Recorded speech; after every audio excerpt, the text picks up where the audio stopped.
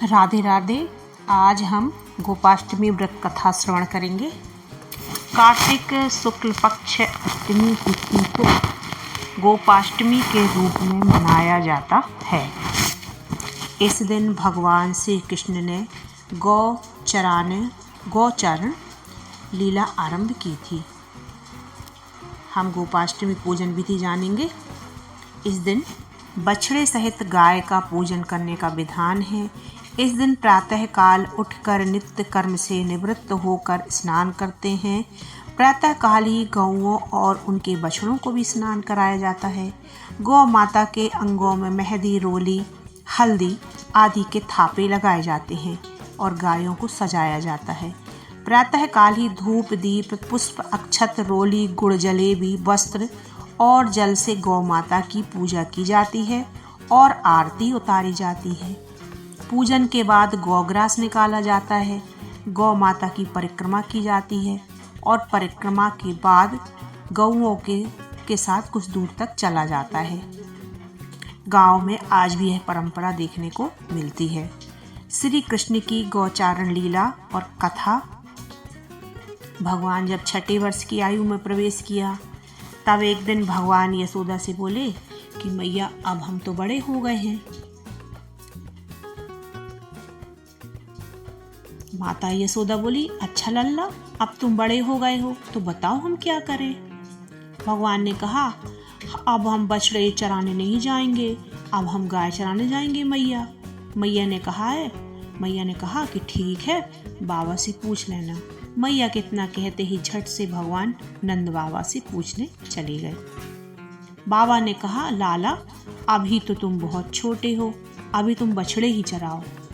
तो श्री भगवान ने कहा, बाबा अब मैं बछड़े नहीं गाय ही चराऊंगा। तब भगवान नहीं माने।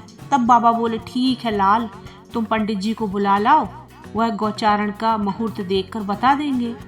अब बाबा की बात सुनकर भगवान झट से पंडित जी के पास पहुंचे और बोले, पंडित जी आपको बाबा ने बुलाया है, गौचारण का मुहूर्त देखना है। आप आज ही मुहूर्त बता देना, मैं आपको बहुत सारा माखन दूंगा। पंडित जी नंद बाबा के पास पहुंचे और बार बार पंचांग देखकर गणना करने लगे। तब नंद बाबा ने पूछा कि पंडित जी क्या बात है, आप बार बार क्या गिन रहे हैं। पंडित जी बोले, क्या बताएं नंद बाबा जी, केवल आज का ही मुहूर्त निकल रहा है, इसके बाद तो 1 वर्ष तक कोई मुहूर्त नहीं है। पंडित जी की बात सुनकर नंद बाबा ने भगवान को गौचारण की स्वीकृति दे दी। भगवान जो स्वयं कोई कार्य करें वह शुभ मुहूर्त बन ही जाता है। उसी दिन भगवान ने गौचारण आरंभ किया और वह शुभ तिथि थी कार्तिक मास में शुक्ल पक्ष अष्टमी। भगवान के गौचारण आरंभ करने के कारण यह तिथि गोपाष्टमी कहलाई। माता यशोदा ने अपने लल्ला का श्रृंगार किया और जैसे ही पैरों में जूतियां पहनाने लगी तो लल्ला ने मना कर दिया और बोले, मैया यदि मेरी गाय जूतियां नहीं पहनती तो मैं कैसे पहन सकता हूँ। यदि पहना सकती हो तो उन सभी को भी जूतियां पहना दो। और भगवान जब तक वृंदावन में रहे भगवान ने कभी पैरों में जूतियां नहीं पहनी। आगे आगे गाय और उनके पीछे पीछे बांसुरी बजाते भगवान, उनके पीछे बलराम और श्री कृष्ण का यश का गान करते हुए ग्वाल गोपाल। इस प्रकार से विहार करते हुए भगवान ने उस वन में प्रवेश किया।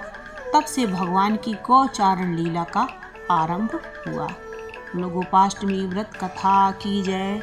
बोलो लल्ला की यशोदा के लल्ला की जय। राधे राधे।